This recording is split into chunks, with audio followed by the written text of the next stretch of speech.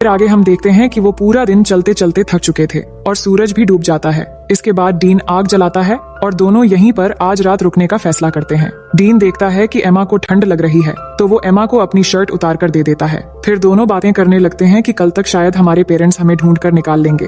अब आगे हम देखते हैं कि सुबह हो जाती है और डीन जागकर देखता है कि एमा यहाँ नहीं है, तो वो उसे ढूंढते हुए जाकर देखता है कि एमा समुद्र के किनारे पर SOS लिख रही है। तो वो पूछता है कि तुम क्या कर रही हो, तो वो कहती है जान बचाने की कोशिश कर रही हूँ और हमें पीने के लिए पानी ढूंढना होगा। उसके बाद डीन स्विमिंग करने चला महसूस होने लगता है। उसे लग रहा होता है कि उसके आसपास कोई है और उसे देख रहा है, तो वो घबराकर वहाँ से चली आती है। इसके बाद दोनों मिलकर धूप से बचने के लिए पत्तों से एक छोटी सी झोपड़ी तैयार करते हैं और थोड़ी देर बाद एमा समुद्र के किनारे बड़ा करके SOS लिखती है ताकि रेस्क्यू टीम अगर यहाँ से गुजरे तो वो उन्हें मिल जाए। फिर दोनों को जो भी इस आइलैंड पे खाने लायक मिलता है वो ढूंढ के खाने लगते हैं और डीन को केले का एक पेड़ मिलता है तो वो तोड़ के दोनों पेट भर के खाते हैं। अब इस आइलैंड में गर्मी बहुत होती है और एमा फुल पैंट नहीं पहन सकती और वो पैंटी पहनकर भी नहीं रह सकती, तो वो अपनी फुल पैंट को काट के शॉर्ट कर लेती है। इसके बाद एमा देखती है कि डीन उस झोपड़ी में आकर सो रहा है, तो वो भी उसके पास आकर सो जाती है। तभी अचानक डीन एमा की तरफ मुड़ता है और उस पर हाथ रख देता है, पर एमा को ये अच्छा लगता है और वो कुछ नहीं कहती।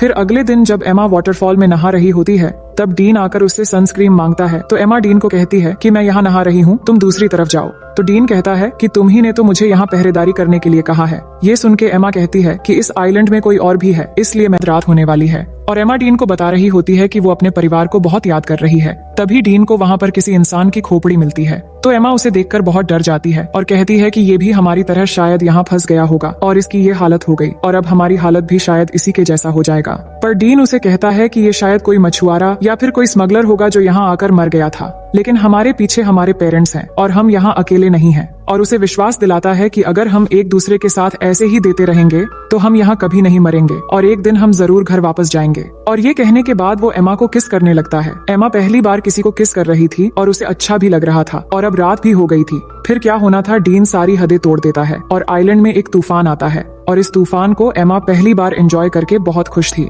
फिर सुबह होने के बाद एमा जागकर देखती है कि डीन यहाँ नहीं है, तो वो डीन को पुकारने लगती है पर वो उसे नहीं मिल रहा था। तो एमा बहुत घबरा जाती है और उसे ढूंढने के लिए जंगल में चली जाती है और थोड़ी दूर आगे जाकर वो देखती है कि डीन एक गड्ढा खोद रहा है। तो एमा को समझ नहीं आ रहा था कि डीन ये क्यों कर रहा है। तभी अचानक एमा गिर जाती है और उसे घुटने पर चोट लग जाती है, जिसके बाद डीन तुरंत उसकी चोट को ठीक करने लगता है और उसे कहता है कि तुम्हें कुछ नहीं होगा। फिर वो दोनों वाटरफॉल में नहाने लगते हैं और यहाँ डीन एमा को बताता है कि उसकी माँ एक कार एक्सीडेंट में मर गई थी और एमा उसकी बातों को अच्छे से सुनने लगती है। फिर थोड़ी देर बाद वहाँ बारिश होने लगती है और डीन उसमें मस्ती करने लगता है और एमा उसे देखकर खुश हो रही होती है, जिसके बाद दोनों बारिश में डांस करने लगते हैं और डीन एमा के बालों में एक फूल लगा देता है। अब एमा डीन से कहती है कि मुझे फिर से तूफान के मजे लेने हैं। फिर डीन एक बार फिर से तूफान लाने की तैयारी शुरू कर देता है। वहीं अब न्यूज में उन्हीं के बारे में बता रहा होता है जिसके बारे में उसकी माँ ने उसे बताया था और वो बताता है कि वो रोशनी सूरज के डूबते समय दिखती है, पर डीन ने उस रोशनी को आज तक कभी नहीं देखा है। अब यहाँ उन्हें कुछ और हफ्ते बीत जाते हैं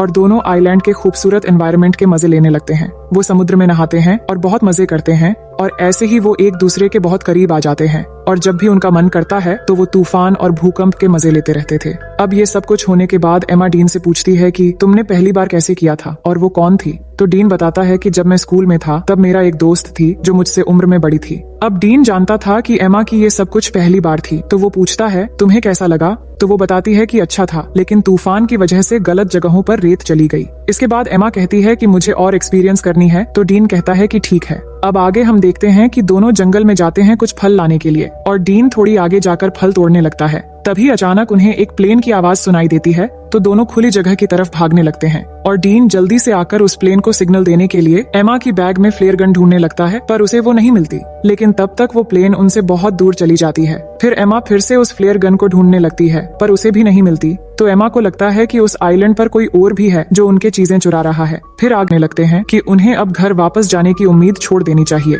और यहाँ जंगल में पूरी तरह एक दूसरे के साथ बिताने का फैसला कर लेना चाहिए। तभी अचानक डीन को किसी जानवर की आवाज आती है, तो डीन जंगल में जाता है उस जानवर को ढूंढने के लिए। तो एमा को डीन की चिंता होने लगती है, तो वो भी उसके पीछे चली जाती है और वही डीन जैसे ही थोड़ा आगे जाकर देखता है तो वहाँ एक ब्लैक पैंथर होता है, जिसे देखते ही वो भागने लगता है और भागते भागते काफी दूर जाने के बाद वो अचानक जमीन पे गिर जाता है और एमा भागती हुई जब डीन के पास पहुंचती है तो वो देखती है कि डीन के पास खून से लथपथ एक चाकू है और उसने एक ब्लैक पैंथर को मार दिया है। फिर उम्मीदें छोड़कर खुशी से एक दूसरे के साथ देते हुए दिन गुजारने लगते हैं। फिर एक दिन एमा उल्टियां करने लगती है तो डीन ये देखकर उसे पूछता है कि क्या तुम प्रेग्नेंट हो? तो एमा कहती है कि नहीं, उल्टियां बस ऐसे ही हो गई हैं। इसके बाद एमा अच्छा महसूस करने के लिए डीन के साथ लेट जाती है, पर जब वो दोनों बात कर रहे होते हैं तभी एमा की खोई हुई चीजें ऊपर से गिरने लगती है और जब वो दोनों ऊपर देखते हैं तो वहाँ पेड़ पर एक बंदर होता है जो उनके सामान फेंक रहा होता है और वो देखते हैं कि बंदर के हाथ में वो फ्लेयर गन भी है जो डीन को उस दिन नहीं मिला था। तो उस बंदर को एमा एक केला दिखाती है तो वो गन नीचे फेंक देता है,